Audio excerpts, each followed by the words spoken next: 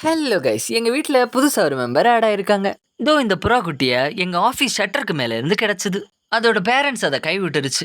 அங்கேயே கிடந்தா அது செத்து போயிருமோன்னு நினைச்சு நான் வீட்டுக்கு எடுத்துட்டு வந்துட்டேன். அம்மாவோட சூட்லயே இருந்த குழந்தைன்றதுனால எப்பவும் ஒரு ஆளு ஒண்டி வச்சிருக்கணும்ன்ற மாதிரி இருக்கு. அதுதான் இப்படி எடுத்துட்டே சுத்துறேன். இதுக்கு முன்னாடி எனக்கு இதே மாதிரி ஒரு புறா கிடைச்சது.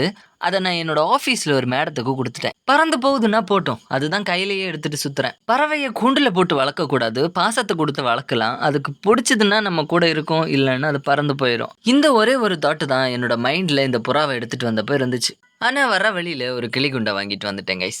ஏன்னா நம்ம வீட்ல பூனை இருக்குது. அதுங்க கையில கிடைச்சதுன்னா கசாப்பு தான். ஸோ ஆள் இருக்கிற டைம் மட்டும் அதை ஃப்ரீயா வெளியில விடுவோம். ஆனா இதை எப்படி டேக் கேர் பண்ணிக்கணும்னு தெரியல கைஸ். பெரிய அளவுக்கு அது சாப்பிடுதும் இல்ல. இது கொஞ்சம் என்கிட்ட க்ளோஸ் ஆகுற மாதிரி ஒரு ஃபீல்.